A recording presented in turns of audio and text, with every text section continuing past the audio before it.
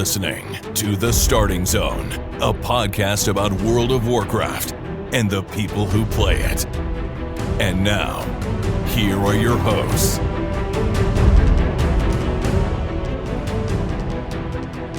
Well, hello and welcome to The Starting Zone, the podcast about World of Warcraft, people who play it. Today is May 31st, 2023, and my name is Spencer Downey. Thank you so much for listening and subscribing to the podcast. I'm joined today, as always, by my co-host, Jason Lucas. Jason, how are you doing this fine Wednesday? Spencer, hello. I'm doing well, and a fine Wednesday to you, and it somehow is the final day of May 2023. It is, yes. So, we have torn through May. Yep. I don't know what's happening anymore, but here we are. Yeah, it's we're into the real meat of season 2 now, and I think we're really started seeing the shape of it, and it feels really good, man. I'm having a great time with the end game content, and it's just nice how the on ramp is so fast compared to what we've become used to, I think, over the last few years, and it feels really nice to be able to hop into the game, start a group with your friends, and go into some content and kill stuff and power up. And sometimes you can power up even if you don't get a drop, and that I think that's a great element that they've added to the game. It's been a lot of fun, and I'm really mostly just my game time is focused on group content like raids and dungeons. I don't feel like there's anything like in Zaralik Cavern that is super mission critical for my character to have. So I do when I feel like it, and I don't do it if I don't feel like it, and I'm fine with that. And the end game PvE stuff feels really great. So I'm really happy with the way the season's shaped up so far. Yeah, I've been seeing a lot of talk around the community about Zaralik Cavern feeling very empty all of the time, with very few people in it all of the time. I think that just comes down to what you just talked about, of it just doesn't feel like it's a mandatory, you have to spend time there every day kind of place. The thing I've spent the most time doing there is herbing, surprisingly. Just sort of floating around in herbing has been like... Oh, yeah, it's a real good gathering spot, very high yield, yeah. So like that to me has been probably how I spent most of my time in the area, but I still do my, sniff and dig and all that kind of stuff, and it's sniff and seek is going okay. I don't know. I kill the world bosses every week. Actually got a chess piece off the world bosses this week, so first time getting something, so that was, that was a nice thing to get. It's been kind of nice having the World of Warcraft stuff start to ramp back up for me. Last week, did some Mythic Plus.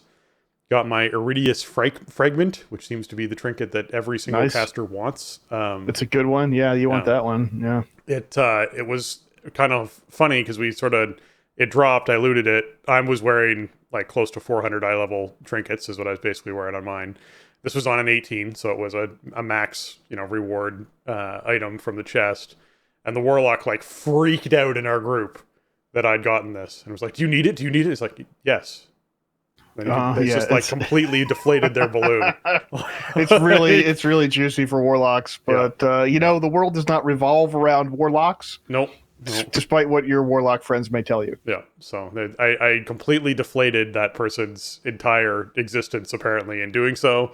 But yeah, it was nice to get, and that got me max reward vault, which got me pants, which was nice. So everything sort of was coming up upgrades, which was nice that way. I'm up to like 428 eye level or so. Like I'm getting up there.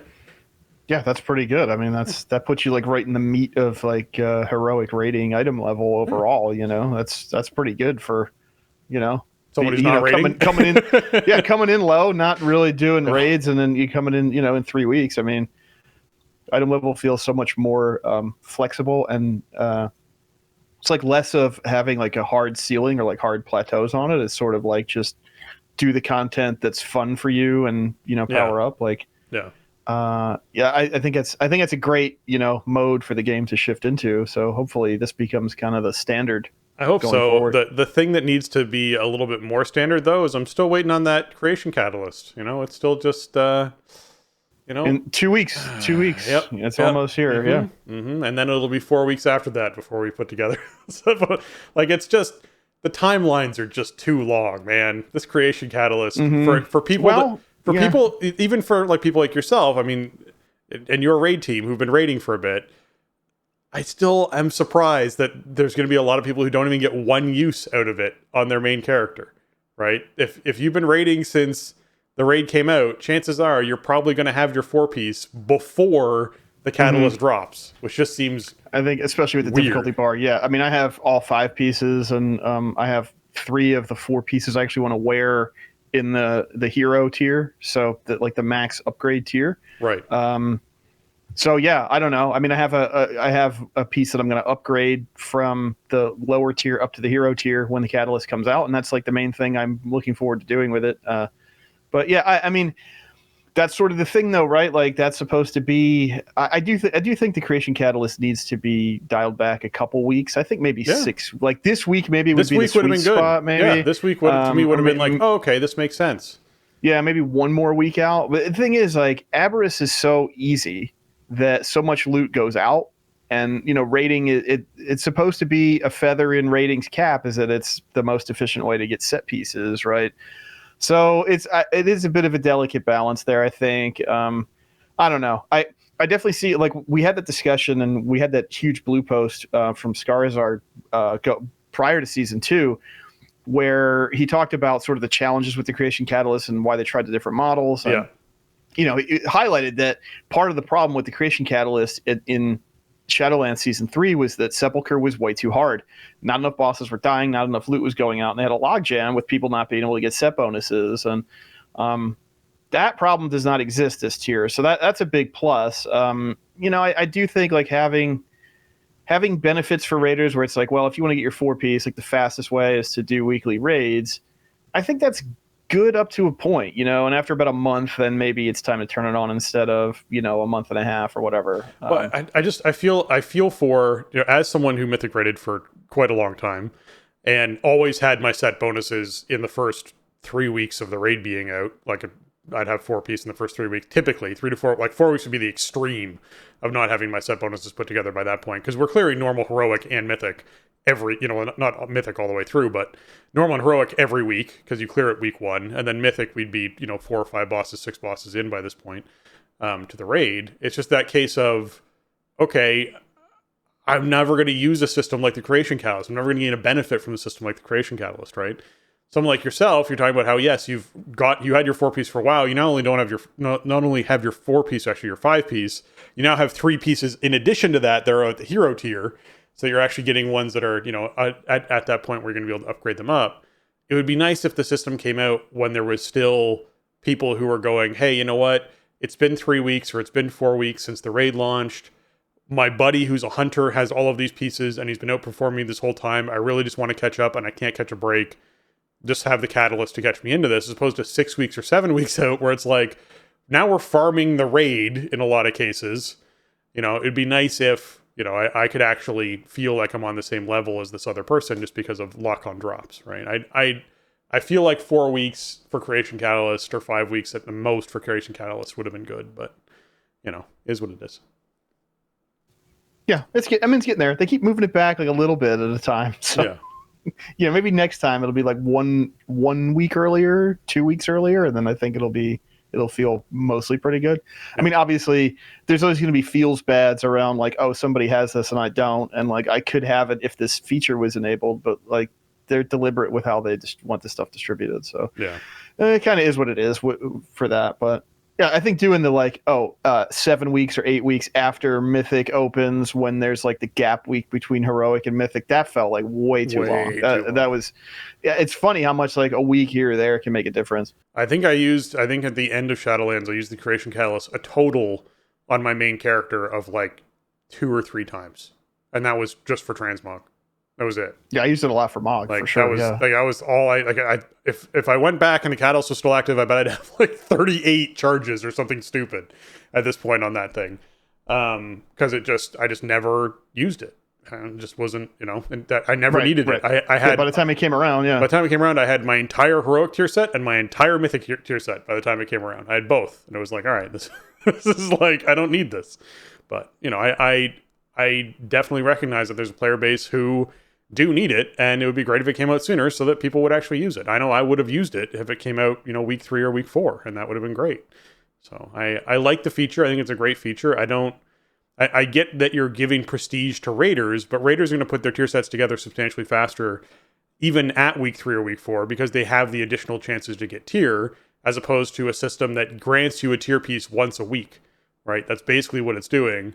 And if you're not raiding, you're probably not getting those pieces at the maximum item level, which means you're probably going to have to do multiple chests and multiple shoulders and multiple legs as your casual gameplay goes. So I don't actually see how they're preserving the prestige too much at week 3 and week 4, but that's just my opinion. And so we'll see what they choose to do going forward. Well, because you're trying to funnel people in. It's like, oh, I got to do the raid because like it's really a psychological thing. I think. I guess maybe. You know, they're trying to get people into the raid. You know, in those first few weeks because they spend a lot of time and money building raids. It's a big part of player retention, and they want people to participate. So.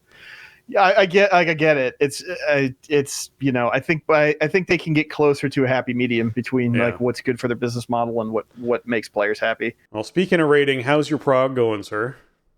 It's going really well. We're having a great time in Aberrus. We actually slapped together a Monday night raid. We had the holiday weekend, so Sunday was off the table last week. But you know, we were like, hey, let's just gauge interest for Monday. We'll do signups, whatever. We had a decent group, so we went in there and we only took a couple pulls on Echo to work it out. We've had this weird behavior where sometimes the corruption mechanic doesn't trigger, where Echo like debuffs a couple players and then they become hostile, but they can fight the faceless ad. And I had a couple pulls where that just didn't trigger, and we're just stuck in phase 2 and nothing's happening. So that didn't really work. But when that didn't happen, then we killed the fight pretty fast, and we actually had a chance to get, I don't know, a handful of Sarkareth pulls in on Heroic on Monday, which was cool. We get to phase 3 like right away. It's amazing having an end boss that's like a 7-8 minute fight, and you can get into phase 3 in like 5 minutes of duration. So like you're just seeing and learning the fight so fast compared to an 11 to 13 minute fight with 2 intermissions and, you know, all these new things that get tacked on in every phase. You know, you can get 10 Sarkareth pulls in, you know, an hour. Yeah. Which is awesome. Like I feel like it's so much better for where the player's mental state is at, you know, broadly than even something like Razageth seems really complicated and complex compared to this fight, which was, you know, I thought Razageth was a pretty great end boss. So, you know, last night we got back in there. We actually one-shot everything on Heroic up through Echo. Like we ended up with 8 dead Heroic bosses in about an hour and a half. I didn't want to dive into Heroic Sark at that point, and people want stuff from normal too, like just another shot at drops or whatever. So we ended up doing first boss and Echo on normal before we ran out of time. So we got all Sark all the time for the rest of the week. But yeah, so one more reset, and then we'll have the Heroic unlocked on already, because you only have to kill Echo 3 times, and we killed Echo twice in the last 2 days. So really having a great time in the raid. I think this is one of my favorite raids in a long time, because it's just so streamlined, man. It's just fun. You just go in there and kill the bosses. Like I'm not looking for an Olympic sport of a video game. You know what I mean? It's fun to kill bosses. It's fun to see the plans kind of, you know, work themselves out and execute the strat, and everybody gets loot and you kill it, you know, faster. And it's really fun. Plus with the upgrade system, I mean, I have a bunch of stuff that I need crests for. So getting crests from doing Heroic bosses ends up filling in those gaps for me, since I'm doing, you know, mythic level crests, the aspect level crests in terms of keystone. So that's some nice synergy there to kind of just max out my stuff up to that level where you run out of the worm crest usefulness. It's kind of nice how that synergy works, I think, for me. You know, it's like I have to target, you know, 14s and 15s or something to get the lower level crests. I get a stack of them from raiding for the week. Other than that, you know, keystones are going pretty well, but still kind of working my way up. But, you know, mostly just doing stuff in the 16 to 17 range, trying to make sure that I'm getting stuff that will drop aspect fragments so I can get my 447s crafted. You know, missing some timers on like 17s and stuff. I don't think I've done anything higher than the 17 yet. But I haven't really had a good solution to my Mythic Plus pocket healer Resto Druid buddy who I've played with for so many years, just like being MIA this season. He's just got a lot going on. He's not MIA. I know what he's doing. But, you know, he just hasn't been able to devote the time to the game, and he's a core part of our team. So, you know, I've been trying to swap in some people. We got some new faces around the raid team and stuff, and playing with different healers. I just haven't really found anything that really clicks for pushing those higher dungeons yet, but it's a process. The cool thing is I'm up like well over 2100 rating now, so I got Keystone Master done last week, like week 3 Keystone Master's done. Keystone Master's not what it used to be, but it's still nice to have it done, and it rewards a token for a heroic set item, so I got to upgrade a piece a little bit in terms of item level. That was awesome. Really glad I got all that stuff done. And yeah, I mean, I'm sitting at like 435 item level. Three of my set pieces are in that spot where I can upgrade them to 441. I'll have the 4 pieces that I want when the catalyst opens, if not before. Big thing, I guess, now is like I need sparks and I need crests, because I can like craft stuff to fill in the gaps and get. I got my my unstable frostfire belt, the plate belt with the proc, the frostfire dot proc. I got that up to 447 last night.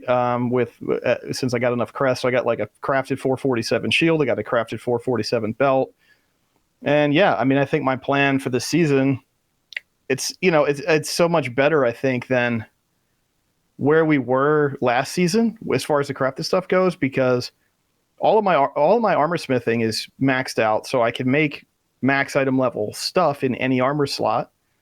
And with a little bit of, consistency of doing 16 plus keystones, I can get enough fragments to make as many 447s as I want. So like, I figure in all of those offset pieces, I'll probably just eventually make 447s that I can carry forward. And, the crafted items have more of a 50-50 stat split, but as your rating inflates, as your item level goes up, it's like, I don't need like as much of like a heavy haste, boot or wrist or something, as compared to earlier in the expansion. Because with the item level and the stat inflation, I'm getting more rating. I'm getting, the haste value I need out of my jewelry, and just, the splits on the 447 gear is good enough. So I think that's kind of my long-term goal, is probably just to get as many sparks and fragments as I need to get some really powerful crafted stuff up to that, like, that mythic tier. And that's, it's just really cool to be able to do that. I really like how the gear upgrade system and the crafting system are sort of coming together in this season. Yeah, the crafting itself is a pretty neat system, which I've been diving into a little bit more, starting to max out my alchemy, which is nice. I've obviously maxed out the main trade skill, but just getting all of the knowledge points spent in all the areas that I want to be spent to get all the benefits that I want to get, and that sort of thing. So I've definitely dove down a similar path of doing that with potion mastery, which has been nice. As well as doing a lot of herb gathering, and then grinding herbs and upgrading herbs, and then selling herbs. And I also did a lot of fishing this past week, and caught a lot of recipes, which was a pretty crazy way to make money when you catch recipes that let scribes make different dragon forms for people's dragon riding mounts. There was one I sold for 100k because there was none on the auction house, and it was a rare one. Nice. So it was for the new Drake that was out. And so I was like, sweet, someone is going to make some cash off that, because I bet there's very few people who are making them at the moment. So great. Yeah, really. Yeah. So it was kind of neat to sort of work my way through some of that gold making system that I hadn't done in a long time either. So yeah, I still haven't dove back into Raid too much yet. There's a couple of things coming up I might look at doing, but when it comes to the rest of the game, I've been doing more M+ and doing more. I made sure I got some M+ in yesterday, so I actually saw the new affix, so I could understand the new affix and what it looked like, and have my gripes about it for today's show. So yeah, I'm looking forward to diving into that. But speaking of which, we should probably jump into what's going on this week.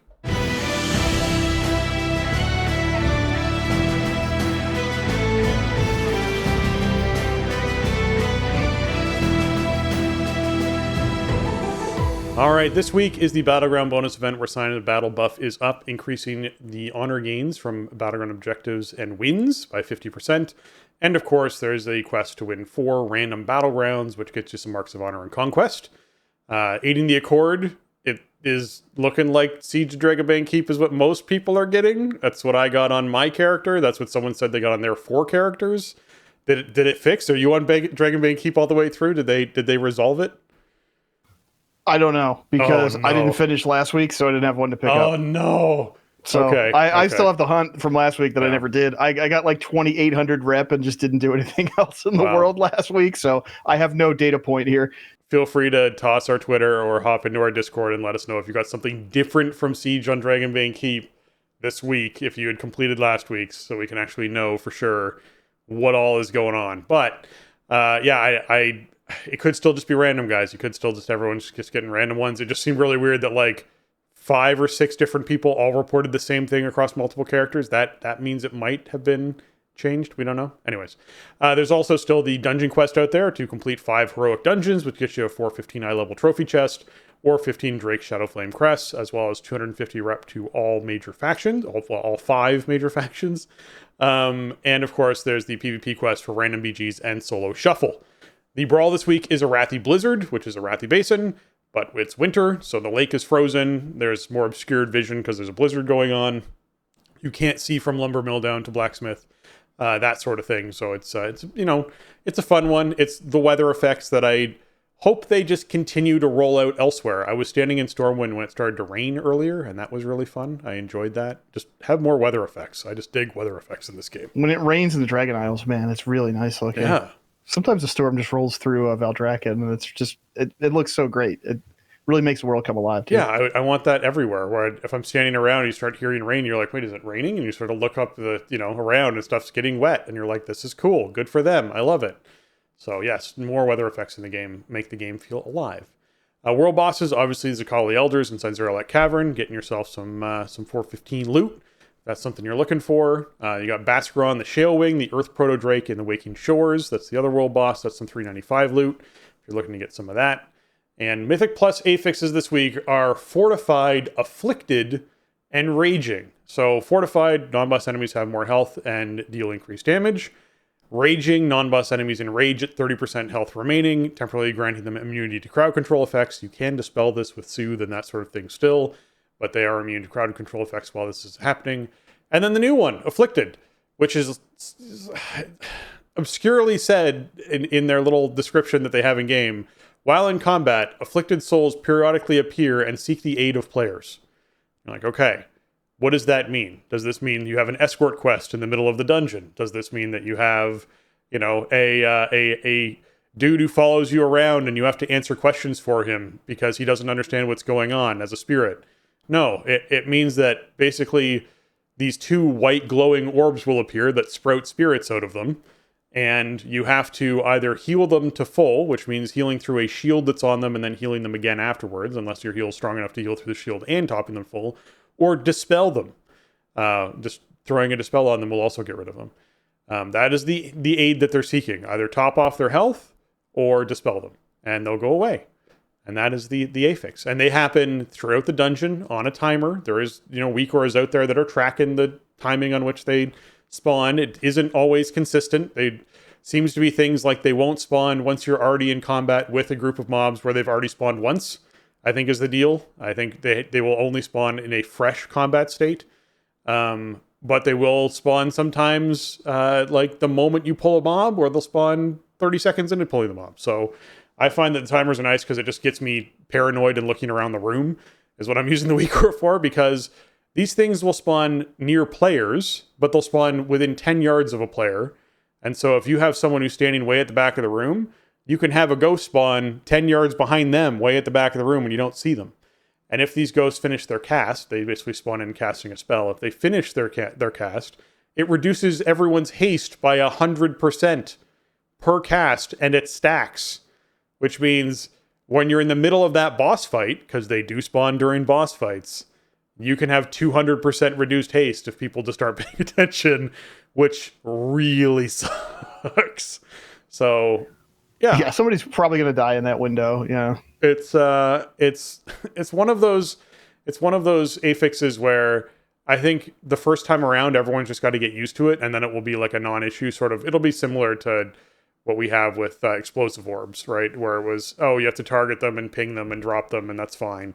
But first time around, first week out, I have to say it was really weird running Mythic Plus, and our healer basically ignored them, which meant our Warlock had to pull out a Dispel pet to dispel them, and I was throwing regrowths on them as a boomkin to try and top them off. So there is other utility that DPS can use to sort of help out their healer, because obviously their healer is pretty busy with what they're doing.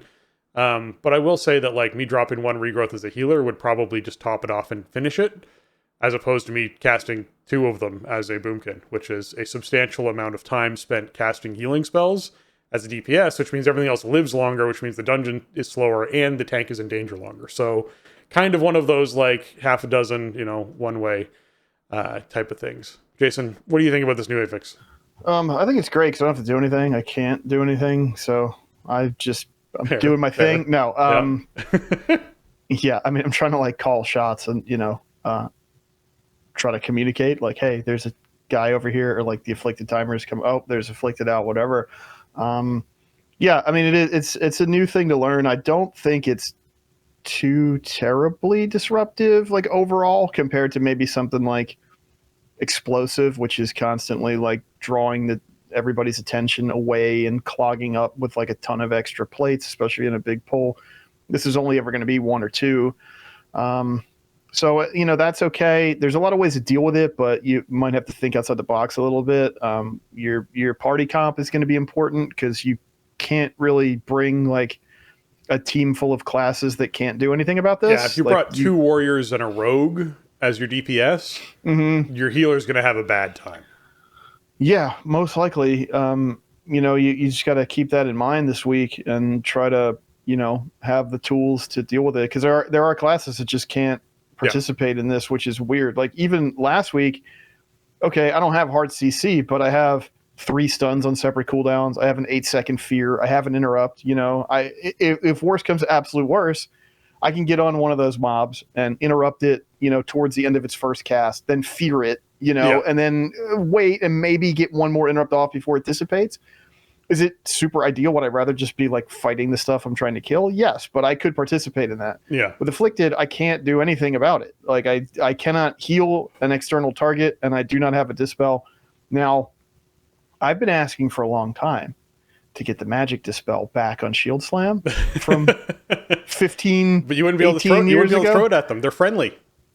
Well, yeah, but maybe they could change something about the logic here. Maybe. Make Shield Slam a dispel a magic effect, and then you could change make them like yellow targets or something. You know what it should be?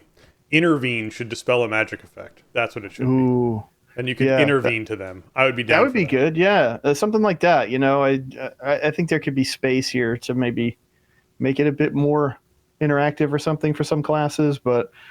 I mean, overall, you just have to have a plan, and you have to be able to execute it. You have to communicate. I don't think it's too terrible. I guess the good thing is, like, if you get 1, I think 1 cast is like a 50% haste reduction, which is basically like no haste. No, it's 100% haste per cast. Yeah, I thought it was I moused over into 2 stacks, and I had 200% reduced haste. I was the difference between 100 and 200% reduced haste is nothing. Exactly.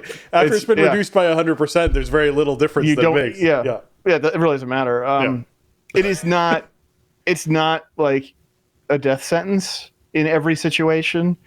Whereas I feel like incorporeal is a lot worse if you fail to deal with it. So that's good at least, and also like you don't really get stuck in combat with these things. Like last week was weird because that's true. Like we had spiteful and incorporeal. And so there were some weird interactions there where the incorporeal would still be out because there were spiteful ghosts out, and it just extended combat's a really long time on a tyrannical week. This is a fort week, and so you're going to be like, obviously trash is pretty burly and pretty nasty, but I don't feel like it's significantly impacted here. I mean, raging does make them hurt worse. Your tank is going to have to be aware of like when stuff enrages, have buttons at the ready. It can be soothed, I think, still. So it can still be soothed. And they don't do raging, but they don't do more damage. But yeah, it's going to hurt worse because no one's interrupting like their shadow bolts or whatever, right? Yeah. You're and if they have like a volley or whatever, like forget it. You're doing under rod or something. That stuff can wreck you. And that anything with like melee swings, whatever, like your tank's got to be ready if that stuff isn't getting soothed off. So just keep that in mind. But overall, I mean, I don't know. I did a couple dungeons last night, and it really didn't feel like a terrible combo overall. Although, it's our first week with Afflicted, and we're learning how to deal with it, and learning what the overall impact is. I kind of honestly like as a warrior tank, I wish I could participate in it more, because part of tanking that I like is sort of calling the shots, like literally kind of like protecting the group and doing all that stuff. And that includes doing mechanics like that, but I'm not a paladin. I don't have any options here. I can't do anything about it. I wish I could, because like that would be a great thing, I think, to have your tank doing. Is to take some pressure off the healer and stuff like that. I mean, I would just dig seeing tanks see this week as the ping pong week, where they get to intervene to a ghost and then charge back to the mob they're tanking. Intervene to a ghost, charge back to the mob they're tanking. I would like to be able to do more stuff with it in my class. I was playing with a Ret Paladin for a dungeon last night, and they brought a lot to the table with it, because they could dispel one and lay on hands the other, and 2 GCDs later they're both gone. You know what I mean? Like that was a great way to relieve that pressure. So there are a lot of options here. You just got to make sure that everybody knows what they should be doing. People are spec'd into their dispels, which might not be like a default choice. So make that happen, and then you can. I think it's an okay week to move up. I mean, I did a couple dungeons I hadn't done at all on Fortified last night, so I got some nice score from that, and I'm looking forward to doing more this week. I think it's okay. Yeah, I think overall it's a good week. Fortified Raging used to be really scary. Now it's a little bit less, especially if you're bringing along Soothes to be able to deal with, the particular mobs that can get spicy when they can't be interrupted. Afflicted, again, it's a learning week. People will get used to that over time, and they'll get better and better at it. So you have to give them that. The one thing that is different from last week to this week, afflicted mobs do remain once you drop out of combat. So if afflicted mobs spawn while you're fighting a mob, killing that mob doesn't make them just vanish. So you do actually need to dispel them or heal them up. Otherwise, you are going to have 10 seconds of 200% reduced haste as you move into the next fight area. I would say two things if Blizz is listening as far as suggestions go for afflicted. I'd reduce it to 7 seconds from 10. I think 10 is, as you mentioned, pretty close to a death sentence inside most boss fights if something gets missed. And it's not really fun when one affix one time is missed, when you can get it multiple times inside of one boss fight, is just game over for that boss fight as an affix. I think that just is bad. It's not forgiving enough. So I think 7 seconds is a slightly better window to see this thing, giving players a little bit more time, where you can't ignore it. You certainly wouldn't want to ignore it, because that's still a lot of time with 200% reduced haste or 100% reduced haste. But it is still something that, isn't a death sentence for a healer, basically, once that happens, where you just can't actually cast heals on people for that period of time, because casting one spell takes the entire 10 seconds of the duration to be able to do. So I'd like to see that switched up. And the other thing that would just be a huge quality of life is, I don't know what everyone's doing for nameplates for these afflicted, but I know for me, when they show up, that is like this super skinny little health bar that's above them, which makes it, I guess, harder to recognize and notice where they are, and B, target them. Whereas a lot of the times where we see this, the consistent feedback we get from healers is, hey, why can't these show up inside some sort of friendly NPC frame where I can actually see it? Like, we've had boss fights, we've had all sorts of different encounters where there are friendly mobs that need something. The seeds in frickin' last expansion, the seeds where healers had to constantly heal the seeds at particular health totals and have them pop at certain times to be able to deal with that Paragon fight, to me was just like, that's a great example of, hey, you know what? These should have default friendly frames that pop up on your screen as a feature. And so I think Afflicted should be the same way. I think they should have default friendly frames that pop up on your screen that are actual boxes that you can click on that are permanently there and visible, similar to the boss frames that pop up for you, that allow you to target them easier and deal with them easier. I don't know why you do it for enemy mobs and for bosses, but you don't do it for the friendly mobs that are involved in fights and friendly things that are involved in fights. So please add that. That would be huge. Yeah, true. Because, I mean, most healers aren't looking at, you're not clicking at stuff in the game field to target with a heal or a dispel. You're clicking on frames. Yeah. That is sort of maybe a thing where they need some more UI support.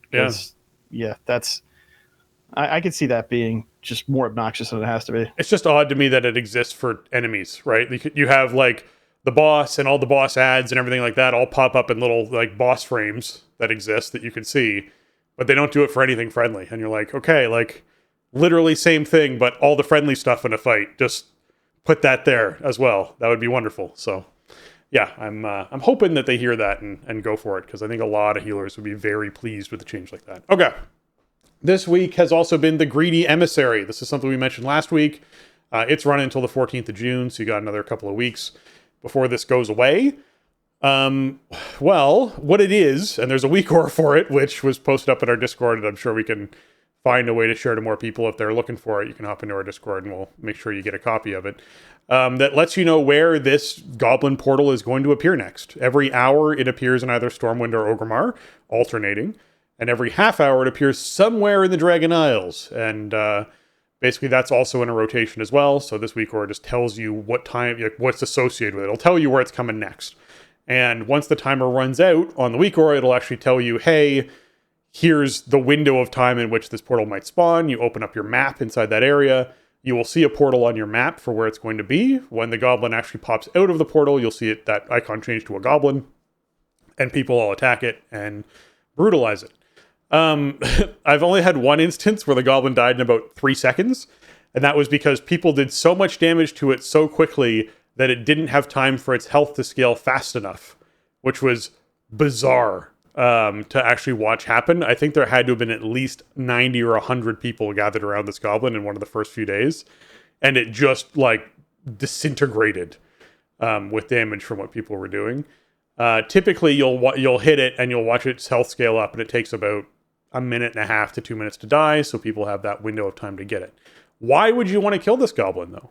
There's a whole bunch of stuff off it. There's a pet, which is the little demon goat, which you could actually have gotten a while back, but this is a different version. This is the Belial version of it.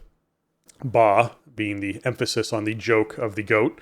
So that you can get. There's also the ensemble for the hood and the cloak, which you can get, which is basically just a hood and a cloak that you can wear around. That's very Diablo themed. There's a banner that you can get as a toy. There's the Treasure Nabbin backpack cosmetic. This is a backpack cosmetic for your character that looks like the goblin bag, although I wish it was bigger than it is on your character, because it is just like a backpack size as opposed to being like treasure goblin size, which is just massive. I think it would be hilarious to see those, even if they made them as something that, you know, was limited in what you could actually see on other people's characters, but you could see it on your own kind of thing. Tyrael's Charger Mount is something, if you're someone who didn't take advantage of the Diablo 3 pre-order that happened ages ago back in Cataclysm for World of Warcraft, then you can get your Tyrael Charger's Mount off of a rare drop off of this. There's also Wirt's Leg, and there's different versions of it. There's the one that's an offhand, there's one that's a two-handed mace, and one that's a one-handed mace. They are all the same cosmetic, but it's just to make sure that people of all different types of gearing can actually get one. If you're a class that can't use, you know, a two-handed mace, for example, you could get the offhand or you could get the one-handed mace. That was what they were trying to do with this. So you can try and get one of them, or you can get all of them, whatever you're hoping to do. I know as a druid, I could technically get all of them because I can use all three of those. I've only gotten one of them, but I'm kind of happy with just the one that I've gotten. The Diablo charms we mentioned last week, where these are given like 100 intellect and 100 agility and that sort of thing off these charms. They did, in fact, hotfix in that they no longer worked inside of dungeons and raids. I guess they did work in dungeons and raids at launch. I don't know why they would. It seemed kind of broken to just let them work in dungeons and raids, but, you know, they hotfixed that, so that's no longer a thing. But they are still something you can carry around in your bag and gain benefit from. The biggest, I would say, sought-after reward that I've seen that I really wanted as well that I got was the Herodric Haversack, which is a 36-slot bag. There are not 36-slot bags in the game at the moment, so this is a very special thing for you to be able to get. So a lot of people are after that bag to get for their you know, hoarding of items. There's also the Little Lord of Lies achievement, as well as a two-handed polearm. There's the Town Portal toy if you didn't get that during the previous Diablo event, as well as the 12-string guitar toy as well, if you didn't get that through the previous Diablo event. So it seems like the only thing that really retired from the previous Diablo event was the Herodric Cube bag, which I still have stashed away somewhere, even though it's like I think it's a 20 slot or a 22 slot or something like that bag. It's just a cool item to have in the game as the Roderick Cube.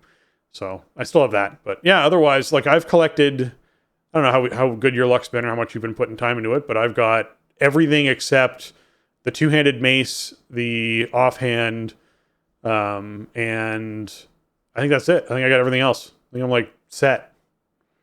Yeah, I've done a handful of these. I mean, I got the pet, and I got a couple extra pets, I think. You can trade them, which is nice. You just say, that hey, was a really nice thing, yeah, that's cool. I got the hood and cloak set. I didn't get the banner yet. I got all the Wart stuff. I think I got all three of the Wart stuff. Yeah. I got the backpack cosmetic, but I don't really care about that. I want the bag. I haven't gotten the bag yet. The mount I can't get because I have it from back when, and the same for the toys from the old Diablo 3 event. So yeah, they didn't turn the XP bonus on for this. I guess it's coming later. There's another Diablo event after this one ends, which is probably like, hey, now that you've been in BattleNet for 2 weeks playing Diablo 4, how about you try this other game too?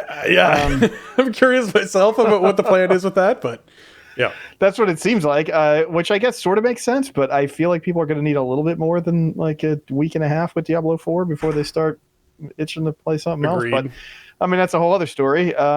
Yeah, I don't know. This event is fine. It does pretty much require that you have a week aura to track like where the next one's going to be and when. Otherwise, you're going to miss a ton of these. Yeah, which is weird. Like I just, why don't you just make this like more obvious? Make it like a server-wide call out of like where the next one's going to spawn or something. Or put it, or do what they did with the boats and put an NPC who's in Valdrakken who you can talk to, who tells you, oh, there's something brewing in whatever it is, right? So you know that there is going to be a portal coming soon in this area, right? Like that would be fine if you just had like a faux Deckard Cain or whatever it is character that you could walk up to and basically just be like, what's going on? And be like, oh, well, there's something brewing in Valdrakken. There's going to be, you know, some sort of, you know, thing happening here soon. And you're like, oh, okay, good. So I know that this is the next place it's going to be on the half hour. Right. Great. Or just have like you should have like a timer bar at the top middle of the screen that says the zone name and a time. Like I don't know. I feel like it's just not supported enough. Like in the client. Like it's. I mean, if I didn't have the week aura, and I think it was Tetsemi that posted it, so thank you Tetsemi for that. I would have caught maybe one of these by accident, and that's about it. So I don't know. I mean, I guess we should point out you have a increased drop chance the first one of the day on your account. Yes. So I have gotten just gold many times. Yeah, that sucks. That's not what you want. That's not why you're doing this. It's not even that much gold. It's like it's a treasure goblet, man. You give me 26 gold. Exactly. Where's my 4,000 gold that this thing should be giving me? Yeah. Like, listen, I've been to the greed portal, man. I know how much gold they have down there.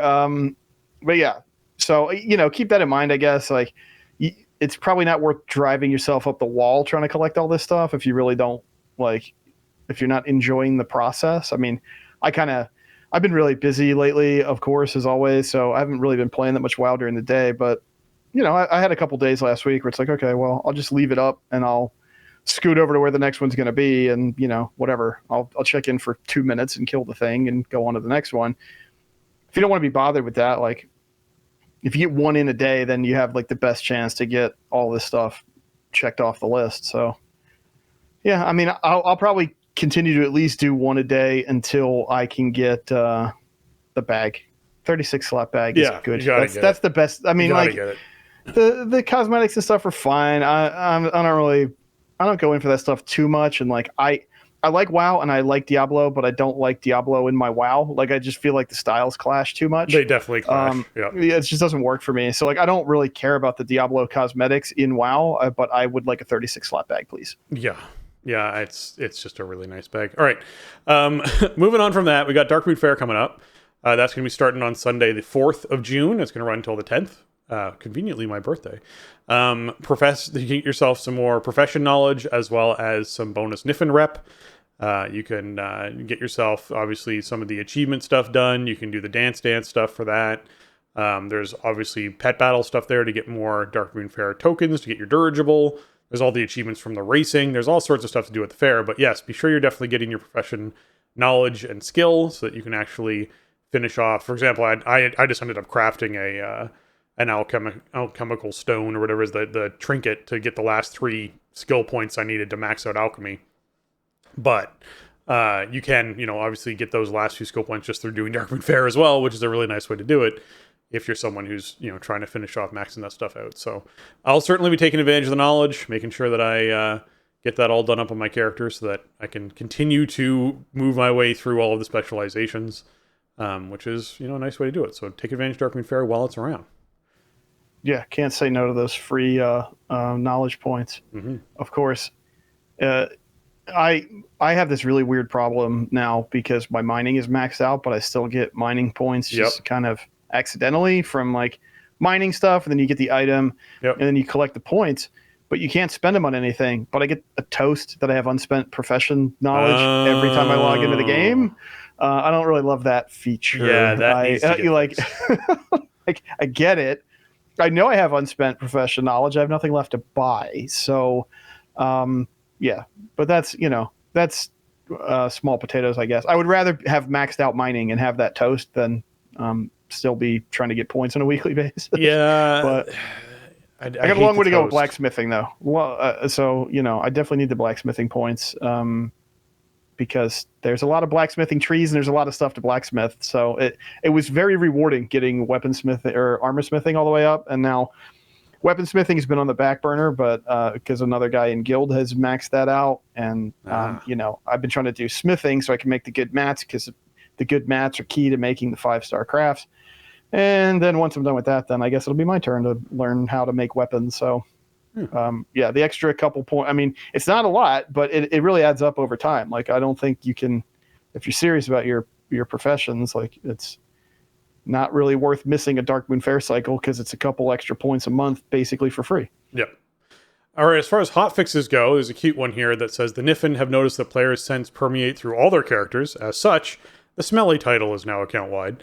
So if you want to have a smelly character on whatever character it is, you can. As far as classes go, they fixed a bug causing Ursol's Vortex to use its PvP duration in PvE content. Yeah, it sucks when stuff doesn't last as long as it's supposed to in PvE, so I'm glad they resolved that bug, especially after last week where there were so many things chasing people around, so Vortex was very useful. So it's good to have that one tucked away and fixed. They also, for Paladins, the cooldown on Holy Prism and Light's Hammer are now reduced by Blessing of Dusk when the class set is equipped. So yes, if your class set is not working, I'm glad they're fixing stuff where class sets aren't working. They also fixed an issue where the cooldowns were not updating dynamically with Blessing of Dusk. So that's another one that came together for Paladins. So you can all rejoice about that. As far as Avarice goes, they fixed an issue allowing players who had completed Avarice to basically... what was this? They fixed an issue allowing players who had completed Avarice, the Shadowed Crucible, Echoes of the Earth Warder on any difficulty to access later encounters on higher difficulties. Oh, yeah, right. That's so. The skip shouldn't work if you finish it on normal and want to do it on mythic. That's okay. Yeah, that's I a problem. Guess I don't know if it was like jumping, like it was all difficulties, or it was like jumping a difficulty, but that's pretty funny. I feel like that should be okay. Like, I mean, because what are the odds that? Well, I mean, I guess it could maybe help you. I don't know, buy runs or something, but. Yeah, it's kind of a funny bug. Like, there's a big difference between, Sarkareth on normal and, on Mythic, for example. So, yeah. Weird. The Forgotten Experiments, they fixed an issue where players sometimes left combat between the boss, when the boss creatures were active. So, yeah, when people couldn't start drinking in the middle of a boss fight or res people, this takes us back to the vanilla days where you're not supposed to be able to do that at all. So that's the thing. Your out-of-combat resers set up for Forgotten Experiments. Exactly. And then as far as Zaskarn, the Vigilant Steward, goes, there was a bunch of developers' notes on this, but the big one was that Zaskarn changes addressing an emerging tactic that trivializes certain aspects of the encounter. We hope these changes will encourage more interaction with the encounter's existing mechanics while maintaining its prior level of difficulty. And these changes are going to be live. Were live this past week, I guess. So, yeah, basically they reduced his health by 15% on Mythic, but he also reduced the health on the Dragonfire Golem by 15%. And then Discarn will now berserk on all difficulties. There's now a berserk timer. And they adjusted the position of the Dragonfire traps, and the Shrapnel Bomb were reduced to 3 from 4 on Mythic. They fixed an issue that could cause inappropriate amounts of Shrapnel Bombs to spawn, and Discard no longer activates Tactical Destruction based on his location, which is interesting. The Vigilant Steward's Discard's health reduced by an additional 10% on Mythic, for a total of 25% reduction. Yeah, so I don't know what the cheese strat was that people were doing, or at least the strat was, I use the word cheese, but whatever strategy they came up with that was not how Blizzard intended them to do it, that involves basically skipping a bunch of mechanics, and I assume just making the fight last a long time since there was no Berserk timer. That's what it sounds like to me, is the fight would take a lot longer doing it this way, but you could essentially kill the boss consistently without having to deal with mechanics, which is why they nerfed the health and then added a timer. I think there was a cheese with positioning where you could just leave the boss stationary because there was like a lip where even with traps activated, there was plenty of space. Like if you had the boss like hugged up, that'd be my guess. That you didn't really need to deal with any of this other stuff because you weren't like moving significantly throughout the fight. And obviously it's not the intention. Like this fight is all about area denial and, managing these mechanics. So they didn't want to leave it like that, but then obviously some teams had already killed it, and then the fight is like, way harder when you actually have to do it. I mean, these are significant health reductions. I mean, 25% total health reduction on the boss, plus the ad's got a big chunk taken off. So yeah, they're trying to, so this is them going, hey, you know what? We fixed the strategy everyone was doing. We don't want this to become a prog boss for everyone again. So we're going to nerf its health by 25% so people can still kill it reasonably quickly and easily without having to completely relearn how to do this fight and progress on it again and hold your entire team back. That's what they're doing, which I fully respect. I think it's the way to go here. I mean, there's a lot going on in this boss's room, so I'm not surprised that there's stuff that got through that was kind of not intended. On lower difficulties, Discarn does feel like probably the second hardest boss in the raid to me. So, yeah, I mean, it kind of makes sense that they were going to bug fix stuff on. Well, I don't know if it's bug fixes as much as like essentially a redesign, right? Yeah, they're tweaking it. They essentially redesign portions of the fight, and then it's going to need tuning adjustments to keep it in line with the rest of the instance and with where the fight sort of landed initially. So. Well, also with teams that have been killing it for 4 or 5 weeks, right? Like at this point, you're like, okay, if teams have been killing it for a little, well, maybe 4 or 5 weeks is too long, but anyways, been killing it since launch. If people have been killing it since the first raid week, and suddenly they're like, oh, well, now we have to relearn how to do this boss, and it basically completely interrupts our progression and our flow of our raid. That's not what you want either. You don't want people to essentially get blocked by something that they knocked over numerous times before. So. Yeah, I mean, it's even to this point, it's only about 250 teams in WoW Progress that have killed this fight on Mythic. So, but you have a lot of teams funneling in behind them that like you want them to actually like meet the fight where it is, and you want it to be approachable from that standpoint. So, I mean, I get it. Like you don't design this fight with this elaborate, room with all these traps and all this stuff moving around, and then the correct way to do the fight is you park the boss like in this corner in this little lip of the room where you don't have to worry about any of that. Like. Yeah. That's not what they want you to do. So yeah, some stuff needed to change. Yeah. They also fixed Magmarax and Echo of Neltharian's damage to pets, so that they're no longer damaging pets or targeting pets with abilities. So your pets should live through things. And then as far as Underrock goes, they fixed an issue where Spore Caller Xancha's Festering Harvest would just not destroy spore pods. I mean, if I'm going to run over and stand next to spore pods and put down that swirly and have to try and run out of it really quickly, it better destroy those spore pods. So, yeah, I'm glad they... Yeah, that's kind of... Festering Harvest is like the ultimate, right? Isn't it? Like, I forget what the circle is that Xancha puts on players. I forget what it's called. I think Festering Harvest is like, okay, if all the spores aren't blown up by now, like, they're going to blow up from the boss and pop all their damage at once or whatever. Yeah. So I think this was like the other way where it's like, oh, well, if there were spore pods down, then like it actually wasn't a big deal. I didn't run into this though, but also every time I do Underrot, I'm like frantically trying to destroy all the spore pods. So yes. I don't know. There weren't any around because I was shield walling and running over all of them, but yeah. And then as far as Mythic Plus goes, there's just a bunch of tuning fixes that came through again, which we expect to see every single week, especially times where they have new affixes coming out. So just tuning to things like reducing health on some mobs and reducing damage on some mobs. Also helping with the scaling. So we sort of see that across the board in different ones. This particular week was Neltharius and Vortex Pinnacle that they focused on for those sorts of changes. So we'll see, more of that come through. Yeah, I mean, Magma Tusk got touched up a bit. The Lava Mammoth in Neltharius. So I think that was important. That boss, especially on Tyrannical, like its damage starts really getting up there. And there's a cheese for it that still works, but I don't think it's intended. And it involves throwing a achievement item at the boss, and it's very effective. But I don't think they want you doing that. So that might need some more tuning if they fix that out. And Vortex Pinnacle, I mean, I think has proven to be pretty punishing in Fort and Tyrannical weeks, depending on exactly what part of the dungeon you're looking at. The Skyfall stars, like they took a big chunk off of their damage. Those are like those 2 packs of the little sparks, the stars floating around that just spam damage at the group. Yeah. So they cut that down, and then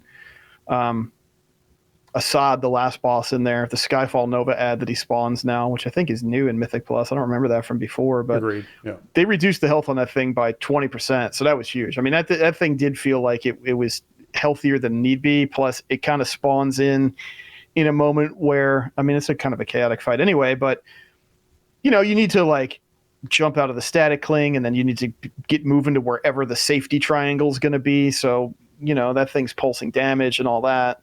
That was kind of gnarly, so it's nice to see that getting touched up because I think it's warranted. Like, you want the Skyfall Nova ad to be a thing that the team has to pay attention to. You have to kill it, but I feel like it was maybe a bit too punishing, probably causing too many wipes for what's overall like a minor mechanic in the fight. Yeah.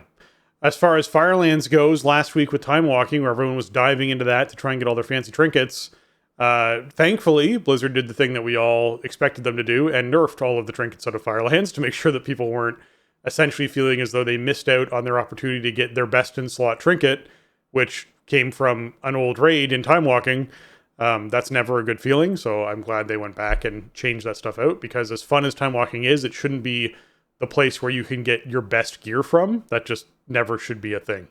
So I'm glad. No, absolutely not. Yeah, I mean, these needed to change, and there was some. I know, like I saw some disappointment out there, like, oh, that item would be so cool to have, or oh, I got that and it was so good, but now it's whatever. Yeah, like this is kind of a dicey part of Time Walking raids existing in the first place, and like maintaining their old loot tables, but just with modern item levels. Like, you really don't want one of these to be a meta choice or like a very competitive choice for any spec, in my opinion. I mean, we saw also a version of this with Legion Time Walking Keystone Dungeons in Shadowlands, where it was like, well, there's a particular ring or trinket with some effect on it that is so good that if you can get it from basically any Keystone level, that it's worth having. And it's like, that week, that one, you get maybe like what, for that rotation, you'd get maybe 2, 3 in a season tops. It's like, there's so much pressure to try to get that item.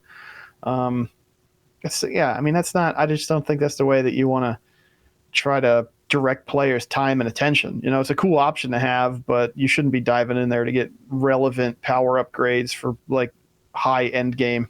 It's fine for like the casual team to go in, and it's normal difficulty, it's okay gear. It's nothing amazing. I think that's the lane that it needs to be in. Agreed.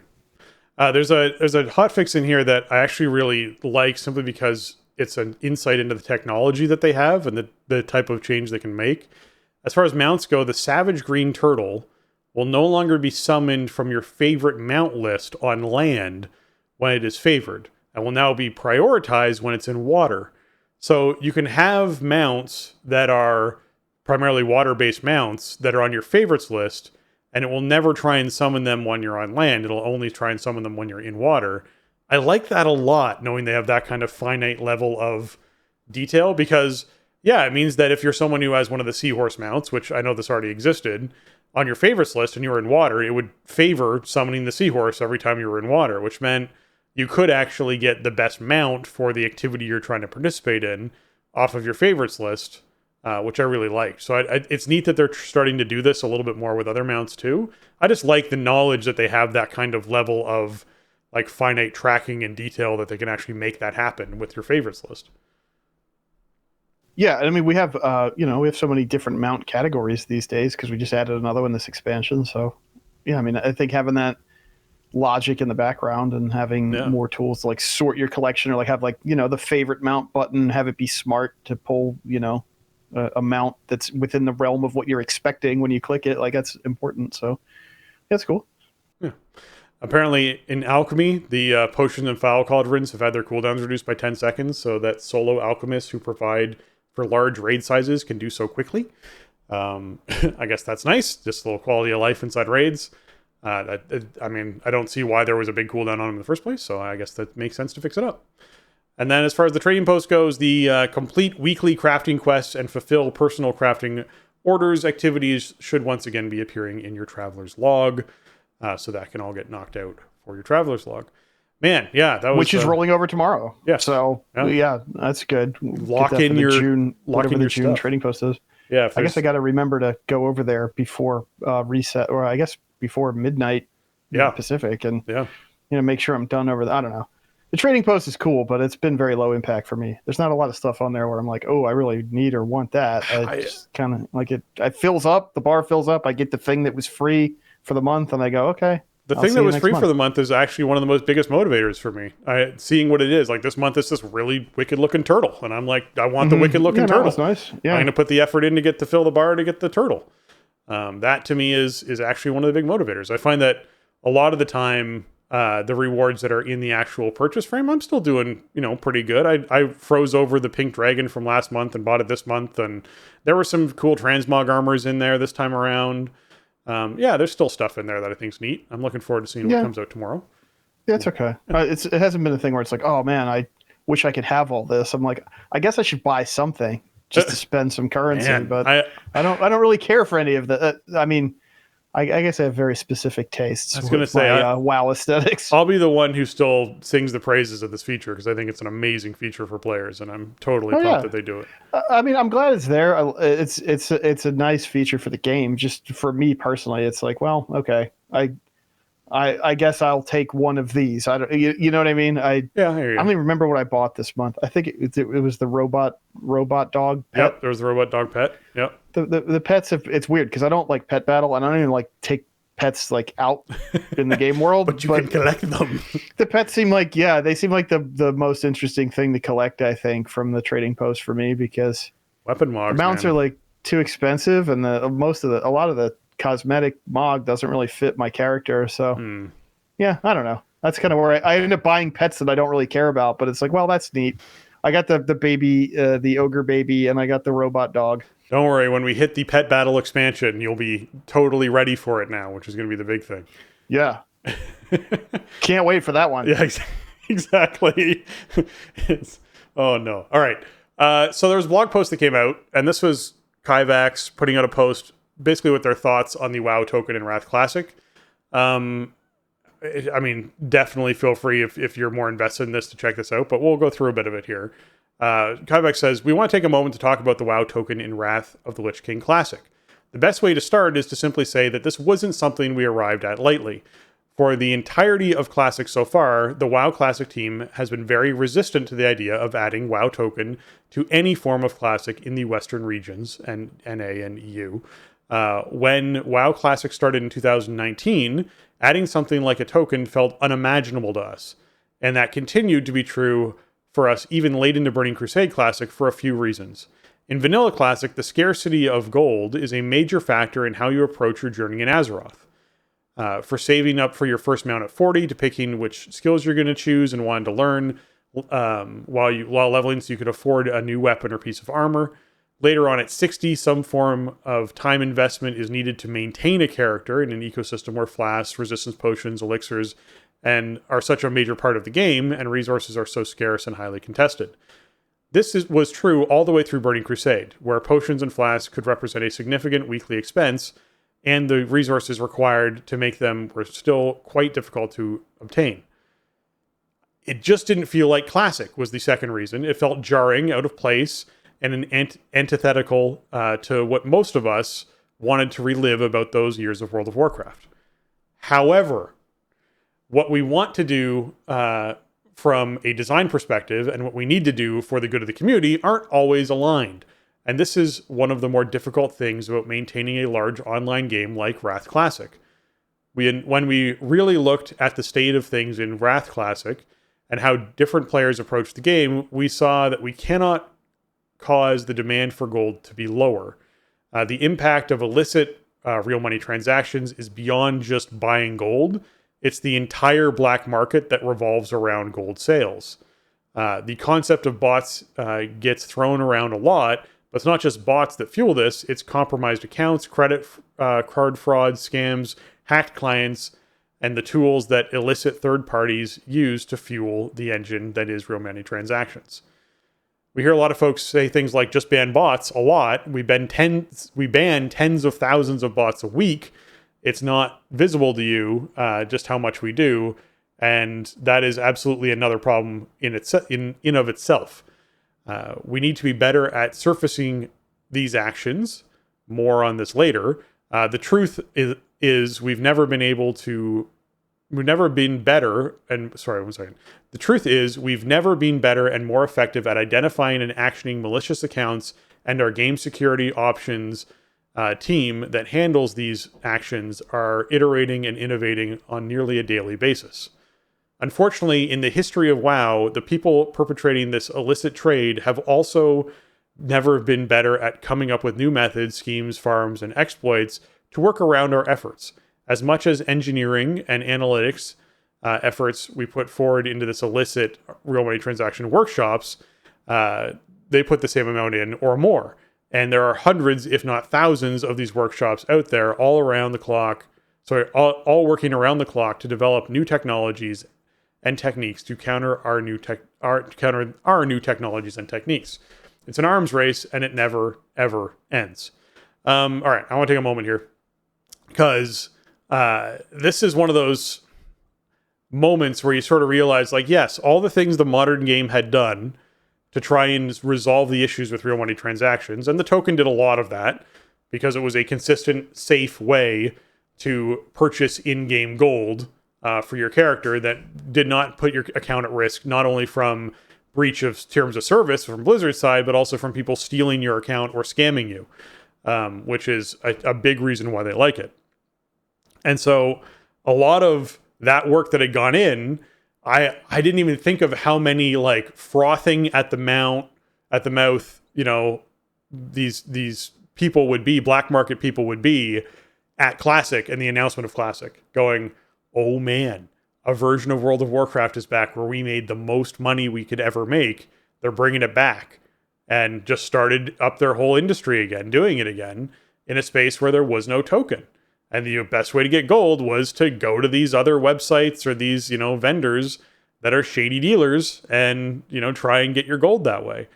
So I fully recognize that, basically that the people who are now trying to find ways around the current live game real money transaction stuff that goes on, we're like, man, easy mode's back. Let's hop back over to Classic and just do it all there.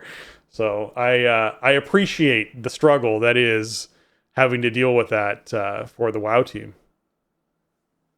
Yeah, like this is obviously a hot button issue around the Classic community, and I get it. I think having a WoW token even in a slightly more modern version of WoW Classic. I mean, Wrath is still going back to 2008 to 2010.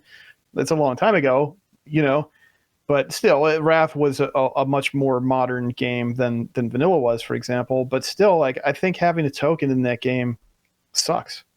Gold and the scarcity of gold and the chase for gold and the techniques to make enough gold to get the benefits that you needed from gold and Vanilla, they didn't really exist in Wrath. By the time we got to Wrath, it was like, oh, finally, I can just have enough gold to operate my character by playing the game and doing what I want to do. That's what it felt like to me back then. Whereas Vanilla days, it was a struggle I remember like just trying to go grind mobs and try to farm out whatever I could while I was like killing stuff and mining and whatever to make enough gold to buy my level 40 mount. I mean, I think I got 2 levels just from doing that, you know? It wasn't a great experience really, but it was kind of a rite of passage with that version of the game, and being able to buy your way out of it would really make it a different experience. By the time we get to Wrath, you know, that whole loop was much different even by 2008, but I still think it sucks to put the token in Wrath Classic. But I mean, when you look at the reality of the situation, the product, the business model, the customer service impacts, like gold does not, it does not come out of thin air in the game. The resellers are not generating it. They're stealing it from people with paid accounts, like by and large. And yes, maybe they're exploiting and botting and stuff in the game as well to like make gold that way. But compromised accounts are a huge source of massive, you know, secondary market gold. And like that is a huge customer service problem for the operator of the service. And, you know, I mean, when did token come in? Was that in Mists of Pandaria? I feel like that's where my mind goes, is Mists of Pandaria. I think it was Mists of Pandaria. It might have been Warlords, but it was definitely in that era of the game. You know, I don't know. I don't feel like it's had like a horrendous impact on live WoW over the years. It's just a thing. And if you need a nest egg for something or whatever, it's there. If you want to, you know, pay for your sub or get some BattleNet balance from said nest egg, you can do that. Like, it's nice how flexible it has been. And hopefully it does kind of short circuit that secondary market for gold to a large degree. It's just like, this is it's a battle that they can't win. I mean, Randy's post is on behalf of the whole Classic team, and they kind of acknowledge that like there's no way that they can make the demand for this go away. No, they just make it less profitable and hope that by making it less profitable, it then drives some of these people away from doing this, right? That's right. You want to disincentivize sellers from trying to get into this market. Exactly. And, you know, you want to control the market to some degree. So, I mean, I understand from a business perspective why this is the thing to do. And in a way, I'm sort of surprised it took that long for the token to come to a version of Classic. I do feel like it's lower impact to the overall gameplay in Wrath, certainly than it would have been in Vanilla. But I don't know. It's just at this point, when it comes to WoW token, like, it's a matter of harm reduction, right? They can't fix the problem. They can't like wave their hands and the problem goes away. What they can do is try to offer like a safe option for people who want to buy in-game currency, and hope that that sets a standard that prevents, you know, people from having bad experiences outside of their control. I don't know. I don't envy their position here, because I get why people are mad about it. I don't see how else they can operate the service in good faith, the service being the game itself, right? Like, how do you run Wrath Classic in 2023 with all of these issues around compromised accounts and secondary, you know, transactions and all of this stuff, and you have a tool and you just choose not to use it because of, you know, precedent. Well, they've already changed so much stuff about Wrath Classic from the way Wrath of the Lich King was when we actually played it. I don't know, man. It's really tough. It sucks it has to come to this, really. It would be great if it just didn't have to, but I don't know how realistic that is. Well, and he does give examples about, you know, them not having as much visibility as they'd like. And he says, in the last 2 weeks, here are the actions of their GSO team, the team that's actually responsible for banning those accounts and taking care of them. The total amount of exploited Battle.net account closures was 248,105 in the last 2 weeks. The total exploitive World of Warcraft account closures was 73,057. So, like, in the last 2 weeks, they basically, like, closed out 73,000 World of Warcraft accounts. Like, I would like to point out, guys, if you think Blizzard is like, give me money, money, money, I want money, they just threw away 73,000 subs doing this. Now, those subs, of course, would eventually be paid for by gold, and it would be a cyclical thing where they're not actually making money off those accounts. But, like, they want a better environment for players, and they have a team, like entirely made for going through accounts and trying to make a better experience for players. So just keep that in mind. Like in 2 weeks, like if this is like an average window, right? Like occasionally they do posts where they're like, we banned 120,000, malicious accounts inside this window. And we're all like, that's crazy. Like amazing that they're doing that. That's a ridiculous amount of accounts. The fact that in the last 2 weeks it's been 73,000, like, is it just because they have a certain benchmark that they do the announcement at normally? Like, I think it'd be hilarious if they had a timer on a website you could go to that just shows like their daily count of things banned for that day so far, with like a ticker that just goes up where you're like, you want to see if they're doing stuff, click on that website. It actively updates as they knock out accounts. Like, I don't know. It sounds hilarious, but it'd be funny to see, man. Yes, have like a big board that just keeps incrementing up as they ban accounts, and do it by region. Show me by region, right? Like post social media photos of like people on the security team like pointing at the sign as the number keeps ticking. Like I don't. Yeah, I mean, like ban the bots is like the rallying cry, I think, for WoW players in general. Like you don't see it as much in the modern game, but still like you see sometimes you could see automation and stuff like that, and obviously older versions of the game are somewhat more susceptible to it, and the bottom line is it's just not enough. Like it just isn't enough. I mean, you describe it as harm reduction, which is what it is, right? Like it's never going to go away as a problem. No, it's really not, and it sucks. I wish that it wasn't like that, but I think if their goal is to operate Wrath Classic long term, which it may very well be, like Wrath Classic might be the end of the line for Classic releases. I don't know. I don't think that's a bizarre assumption to have. It might be the last one they do. Like they're gonna potentially operate it for many years to come. Like you want to have a stable environment for players, and you want to disincentivize this kind of behavior. So I don't know. I mean, I understand the shockwaves that it set off, and I understand people being upset about it. I don't know, like, what, at some point they just run out of other options. They have to use the tools that are available to them, I guess. And I'm not saying it's good. I'm just saying that I understand their position. Yeah, no, I get it too. All right, next up, PTR. It's been live for a little bit. There's been little, stuff to come, but there are going to be updates, obviously, every single week. And, Augmentation is getting its updates as far as the new Evoker specialization. We're getting the new version of the Karak Assaults, which are time rifts, where players are going to, join together to take on time rifts and push back waves of minions and plug up the hole and set the timeline straight and all that kind of idea.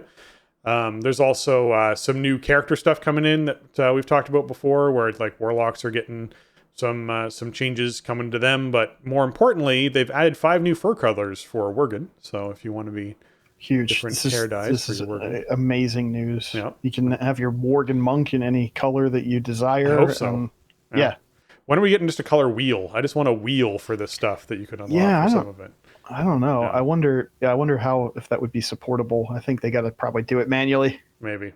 I think at some point down the line, a couple of years from now, whatever it is, we'll eventually get that kind of thing added in for certain sets. Maybe not for tier sets or something, but for some gear out there, I think it'd be nice to do. And then so they also went into allied races. Basically, all restrictions for allied races are being removed inside this next build of the game, except for your level. You can now actually unlock all the allied races once you have a character that's level 40 or above. I still don't know why there's a restriction on allied races. Right. I still stand with the people back in the, Legion days and back into the BFA days of why is it that allied races weren't just something you could make at the start of the expansion that you got for buying the expansion? That didn't really make sense. Yeah. It was honestly a terrible feature. And I'm glad that they've walked it so far back at this point from where it used to be. It's still, I think the bar is still too high. Agreed. I think it should just be if you have a new account with no existing data on it, you should just be able to make a Dark Iron Dwarf if that's what your heart desires. But at least this is better. Level 40 is not like that. 40 seems like a big number, but it's not like it's very hard to get a character to level 40, or it's very slow to get a character to level 40. And then you can unlock whatever you want to play, I guess. I mean, I understood the restrictions around allied races when they first came in as sort of a BFA hype train bonus in late Legion. When they came in, what they come in like January, February of 18. Yeah, we We were had like, Lightforged Rene and all that back then. yeah, we were like 8 months out from BFA, and all the Legion content was out. And Taurus was out. Um, Legion was a great expansion, but the tail was long. Yeah. For sure. Like the tail was 9 months or whatever. We were in that Antorus patch, and it was good and all, but eventually even in Legion we started running out of stuff that felt like it mattered. So the allied races were kind of a cool thing to have in that that spring and summer as we're waiting for BFA to come out, and it's like, oh, let me level up another, let me unlock this other allied race. That was cool, but they should have shut all that stuff off as soon as BFA came out, and the allied races should have just been races that you could pick if you wanted to play BFA. So I'm glad they're doing this. I think they should remove all restrictions entirely, but at least it's down to one very manageable restriction. I'm still surprised that in the first week of BFA, when there was this massive uproar from the player base of why is it I can't make this character as a returning player to the game, I want to be able to make a Kultiran, I can't make a Kultiran. That was like shocking to me that they didn't change something immediately. I would have back turned on that so fast. I've been like, you're right. You're absolutely right. Everyone should just be able to make one. Yeah. Yeah, it made no sense. Like it's just they couched it in like, well, it really fits with the story of like, bringing these races in the Alliance and Horde, and it's like, okay, well, we've never did this before when we added new races to the game. Exactly. You just bought the expansion and they were in the game. So I don't know. Well, I do think there was something cool about it in the initial, like, sort of, it was a status thing at the end of Legion, right? Like, sure. Like, oh, look, I've done like all there is that Legion has to offer me, and now I'm moving forward into but after that, like, agreed. Stop. Stop. Agreed. All right. The other thing changing up is basically how you learn your riding. Basically now, when you hit level 10, you just get apprentice riding as the same way as you learn a new ability. You just get it immediately when you hit the level. That ability is now just unlocked for you.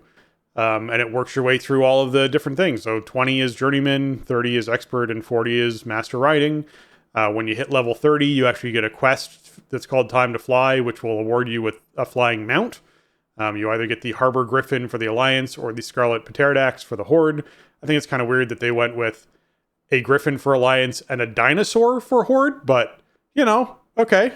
I think it's because, like, if you're a brand new player, right, like BFA is kind of your starting point. Maybe. So it's like a Kultiran and Zandalari kind of flavor. Yeah. Maybe. Yeah, it might be what they're doing with it. But yeah, they basically just went, hey, you know what? The riding trainers, the actual characters, are still going to exist in the world, which I appreciate because people probably have some sort of RP aspect to the game that they enjoy with those characters. But you're not going to be able to purchase riding skills from them, and you don't have to purchase them anymore. So they're just there. Yeah. Or they're on vacation. Well, they still get to hang out, but they're on permanent break, I guess. Yeah. Yeah, that's pretty weird. Yeah. I mean, this is good, I guess. Like, it's fine. I don't feel like the way that it has been like super restrictive, over the years. I think it's okay to say, like, okay, you have this new feature you can unlock, go talk to this NPC and exchange some gold or whatever. Like, I don't really have a problem with that as like game design, but hey, whatever. As of this next patch, it's not a concern for any character you're leveling up. Yeah. A massive change coming in for PvP, for those who are curious. This is going to hit the PTR soon. They are making it so that totems and pets that are immune to buffs and debuffs are now only immune to buffs, which means that if I cast Moonfire on a totem, the damage over time tick will actually damage the totem, not just the initial damage of the Moonfire damaging the totem. And they're doing this so that, basically specializations have a reasonable way of dealing damage to them if they're a dot-based class, which is huge. So for those of you who enjoy PvP, you'll have a much easier time dealing with these sort of totem-like things that get set down by other characters by just dotting them up, as opposed to having to sit and cast on them to kill them, because you have to do so much damage to them with channeled spells to be able to actually kill them, as opposed to just dotting them up. So this I love. I love this as a change. As someone who plays Boomkin, it's nice to just know that, hey, you know what, I can dot up your big powerful totems and leave them and they'll just rot, as opposed to me having to stop and cast into them to kill them off. This is just super nice change. Yeah, it's good. I wonder if this will apply to, there are certain like NPCs that have sort of this logic where they have like a totem or some kind of summon where, it has like weird immunities or has to be single targeted or like, you can't like bleed it or whatever. Like hopefully it'll apply to, they say it's primarily PvP change, but it could apply in some PvE situations too. Yeah. There could be some of them where it does, and I imagine there will be some weird broken stuff that has to get fixed once this goes live, with some classifications of what things certain bosses or Mythic Plus stuff is doing that needs to get tapped over and fixed up. But we will see. Anyways, as far as classes go, there's tons of development notes on a lot of classes. They're still iterating on Paladins and obviously Evokers, but there was some Druid stuff that I'll touch on here real quick. They're reducing the effectiveness of group healing from DPS, from damage over time conversion sources. So, our Nature's Vigil, Vampiric Embrace, Ancestral Guidance, these sorts of abilities that convert damage into healing towards your group. Across the board, they're actually looking at these and nerfing them because they're finding in too many situations this can essentially create a point where the healer doesn't need to be healing at all, because when the damage dealer is doing this, they're doing enough damage that they're actually just sustaining the group during this period of time, which I think was kind of a neat twist. But I can understand that as the expansion goes on and we gear up, unless you're going to be nerfing this ability in a big way, you're just going to scale it way out of control and basically just not have to bring healers to things, because your damage dealers can rotate these sorts of abilities and use them inside crisis moments, and no one ever has to worry about being killed off. So yes, that is one of the changes coming to Druids as well as some other classes. But on top of that, they're also basically looking at the Druid tree and going, which abilities are not being used by balanced Druids at the moment? Okay, we're going to nerf the overused abilities, and hopefully that will let people actually want to use other ones. An example of this, is that they are reducing the duration of Astral Smolder to make Stellar Flare or Wild Mushrooms more competitive at maintaining Waning Twilight. They're equalizing New Moon and Fury of Elune a bit more, easing up on the importance of entering Eclipse with Nature's Grace change.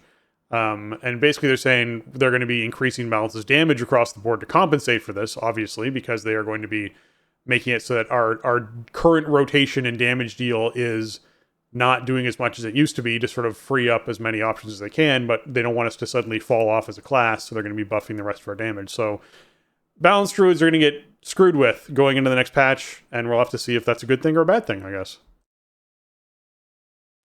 Yeah, we are seeing, we've talked about it a bunch, this expansion, but man, there are a bunch of significant reworks on the table for this patch that are on PTR now. So keep that in mind. Like, we're not going to cover every single line of PTR class changes as the PTR develops and ends up, rounding into form. Obviously, we can't speak intelligently to every class and spec that exists in the current state of the game. So, make sure you're keeping an eye on your class discords or your, Icy Veins or Wowhead guides or whatever. But, this is just a world of so much more change from patch to patch for classes and specs. And so, we want to kind of mention that at a high level of like what's on the slate for this upcoming patch and what they're kind of working out on PTR right now. Yeah. I want to remind everyone that whelp daycare is going to be a thing next patch. So you're going to be able to go and take care of, 5 whelps and teach them and learn them as they grow up. Everyone's still got to remain excited. I have to keep the hype train going. This is the big feature of this patch for me. I'm ready. Then there's actually a new esport coming in. The Kalimdor Cup for World Events is going to be going on, where you can rediscover the Kalimdor skies with a new dragon riding racing world event. You can challenge 16 races across Kalimdor in normal, advanced, and reverse variations to earn Riders of Azeroth badges to exchange for rewards with Mazda. My goodness, I feel like that is a Mazda joke, but anyways. Zoom. Anyways, head to maybe. Yes, head to the Holiday Enthusiast outside Valdraken's Bank to pick up the initial quest. So this is going to be another world event holiday that's sort of kicked in, I guess, and we'll have dragon racing going on. Yeah, I don't know about timing. I guess we'll find out. I don't know if this is going to be a thing you can go do or if it's going to be on some kind of schedule. It sounds like it's not just going to be oh, you can dragon ride in Kalimdor now. Like, that's not what this is, but I think this is baby steps in that direction of having dragon riding everywhere. But so, once this comes in, you'll be able to do the race courses that they have designated and laid out.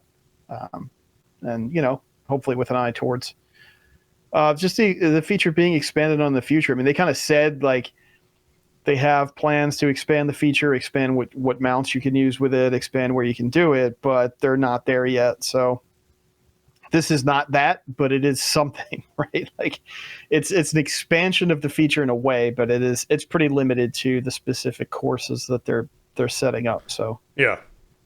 I'm just excited for it because every time I go back to Stormwind to kill the goblin, I try to get on my dragon riding mount and I can't. It makes me sad. Mm-hmm, so this is one step in that direction, is what this is. Right. This is one step in that direction. I'm wondering if, like, some of the old zones are going to be so small to be dragon riding around in. Like, that might be kind of weird. Like the vanilla starter zones, like, they are not a lot of. I mean, not like you'd be hanging out in them really, but still, like, that might be. It might be weird because of how small the zones are in comparison to, like, Dragon Isle zones. I want a Red Ridge dragon riding course. I hope there's a Red Ridge one because I really dig that zone, and it's there's a high point and a low point, and I could see people working their way around it, which could be pretty cool to do.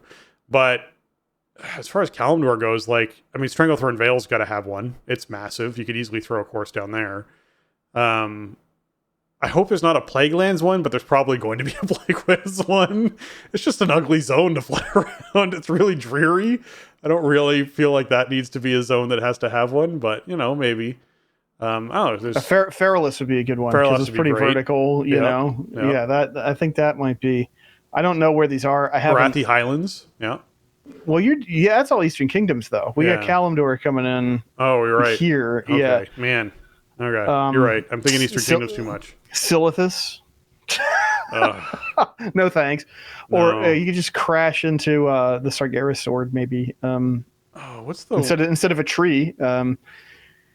I don't know where these are. I haven't played PTR. Like, PTR is not a thing that my life accommodates at this point in time. So I don't know where these are. But that would be my vote. Would be if we could get one in Feralus. I think that would be a cool place to have a race.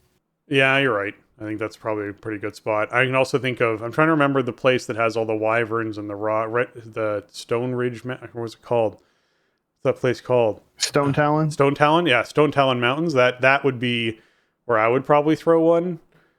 It's funny how, like, the mountain zones in vanilla are so not vertical compared to what we have these days. Yeah, you're right. I mean, like, what passed for a mountain in 2004 is not really what we have now. That's very true. That's very, very true. We will have to see. All right. With that, we'll take a moment here to thank our patrons. I'd like to thank all of our patrons for everything that they give towards the show. They contribute a ton and help us to improve on the content we create. I'm going to give a special shout out today to Alianas, Arajian, Celian, Kapawi, Max, and Shorel. Thank you so much. Thank you to all of our patrons for all that you give. It really helps us keep the show on the rails and keeps us hosting episodes every week and planning out fun things for everyone else. So thank you so much. Absolutely. Thank you, patrons, and welcome aboard, Jerome T. Glad to have your support. And we've been, we're coming up on, I mean, this summer, we're coming up on what, 6 years now of since we took the show over, and 5 years of the Patreon. So thank you all for sticking with us. I mean, it's been the last 5 years of reality have been very strange, very quite a roller coaster, and WoW of the last few years has been no exception. So you guys have been with us for a long time now, and we really appreciate it. And we're gonna keep it going because there's a lot of WoW is not slowing down lately, so that's awesome. It's accelerating. It might be a little bit too much for me, if anything. Maybe I needed to slow down just a touch. Yeah. But we really appreciate it. It helps us prioritize the show and keep it on schedule for you. Yeah, and as you said, welcome Jerome T, newest patron. So thank you so much for jumping in and supporting the show as well. If you're looking for our Patreon, you can find it over at patreon.com/thestartingzone. feel free to hop in there and, throw a little support towards the show. We appreciate it. Another great way that we appreciate people supporting the show is leaving us those 5-star reviews over on our iTunes and Apple podcast. We actually got one here from Zimmeron in the US who says, best WoW podcast to keep up with what's going on in the world of Warcraft. Says, I work by myself, and during my longer days, I listen to these guys to keep me sane throughout the day. I appreciate you guys. Keep it up. Well, thank you so much for leaving us that 5 stars, Zimmeron. I really appreciate it. It's going to help us raise up those charts. More people find the show. It just improves everything. It just helps us out. And so I'm glad that, we can help you out and you can help us out. And it's great. Thank you. Absolutely. Thanks for writing in. Appreciate you taking the time, and glad you're liking the show, and glad we could help you out on those long solo work days. Because sometimes you just need, you need to hear a conversation. You need something to, occupy yourself. I've been there for sure. So, glad we could help you out with that. And thanks for writing in. Yeah. That's going to wrap up episode 580 of The Starting Zone. If you want to check out show notes for this episode or leave us a comment on the show, you can head on over to thestartingzone.com, the official website for The Starting Zone podcast. If you want to contact the show and leave us your feedback or ask a question, you can email us at thestartingzone@gmail.com or reach out to us on Twitter. Or you can join our Discord, as I mentioned before, over at thestartingzone.com/Discord. You can just hop into our Discord channel there. And if you want to get your hands on some TSC gear, some shirts and mugs and, stickers and stuff with our logos on it, you can find that at TeePublic. That's teepublic.com/stores/thestartingzone. And Jason, where can folks find you on the interwebs?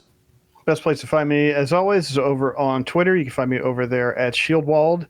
And you can also find me streaming WoW when possible on Tuesdays, Wednesdays, and Sundays, usually 7:30 p.m. Eastern, over on twitch.tv/Shieldwald and also youtube.com/Shieldwald. So check that out. Been having a great time just doing Aberrus stuff and doing Season 2 Keystone. So check out the video channels and come say hi. Nice. If you're trying to find me, you can find me on Twitter at Spencer_Downey.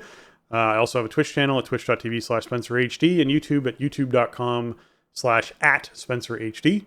And with that, for Jason and myself, we want to say thanks for listening and jobs done.